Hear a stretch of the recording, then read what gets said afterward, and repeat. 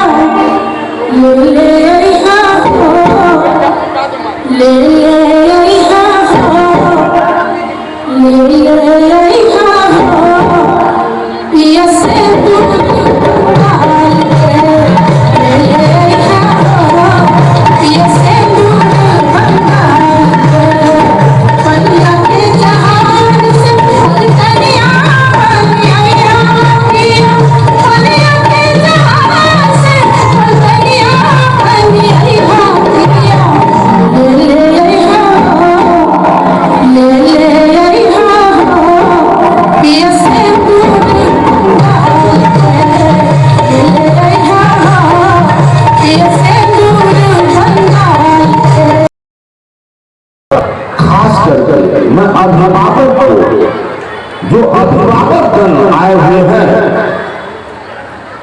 जरा इसमें अभिभावक कितने हैं जरा हाथ उठा देंगे, जरा आग्रह पूर्वक देखना चाहता हूँ कि बस उसमें गार्जियन चाहे माँ भाई बहन कौन यहाँ आए हैं, को देखकर आनंद की अनुभूति होती है। मन में ये भाव रहता है कि इस वार्षिकोत्सव के अवसर पर यहाँ पहुंचकर इस विद्यालय के संचालक को शुभकामना दो, मंगल कामना करो कि ताकि ये सरस्वती का मंदिर इसी तरह ऊंचाई के शिखर को चूमते जाए।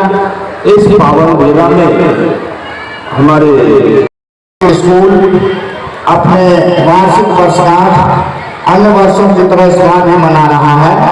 अरे जो इनके विद्यालय के बारे में बताया गया उसके हिसाब से लगातार ये विद्यालय इस क्षेत्र के जितने भी बच्चे हैं उनको एक फूल की माला की तरह पिरो करके एक स्वरूप देने का काम ये विद्यालय कर रहा है। और इसमें इसके जो निदेशक हैं श्री शंकर यादव जी, उनकी जितनी भी प्रशंसा की जाए वो कम है। और उनके शिक्षक जितने भी हैं सभी लोग बच्चों को संभालने में जो भूमिका निभा रहे हैं।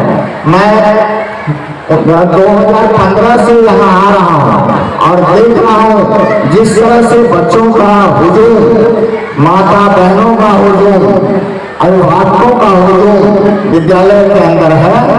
इसके उज्जवल भविष्य की हम कामना करते हैं। इसी तरह दिन गुना राज्य गुना विद्यालय बढ़े। और हम अपने बच्चों को एक चीज बताना चाहते हैं, जो आप ही हमारे आने वाले कल के भविष्य है। आप ही में से कोई वैज्ञानिक, कोई राजनेता, कोई शिक्षक, कोई प्राध्यापक, कोई डॉक्टर, कोई इंजीनियर और न जाने किन किन पदों पर जाने वाले हमारे भविष्य है। इसलिए आप सभी लोग विद्यालय में अच्छे से अपना ज्ञान वर्धन करें। और अभिभावकों से निवेदन है जो अपने बच्चों को समय पर भेजें, मोबाइल से जरूर दूर रखें, क्योंकि मोबाइल जो है वो कहीं न कहीं बच्चों के विकास में बाधा आ रहा है। इसलिए अभिभावक का सबसे बड़ा दायित्व है। स्कूल में तो शिक्षक के पास मैक्सिमम 6 से 7 घंटा बच्चे रहते हैं, लेकिन अधिकांश समय बच्चे अपने माता पिता के पास रहते हैं। और खास करके कामकाजी माता पिता के बच्चे मोबाइल से ज्यादा लगाव रखते हैं, जिसके चलते उनका मानसिक बौद्धिक विकास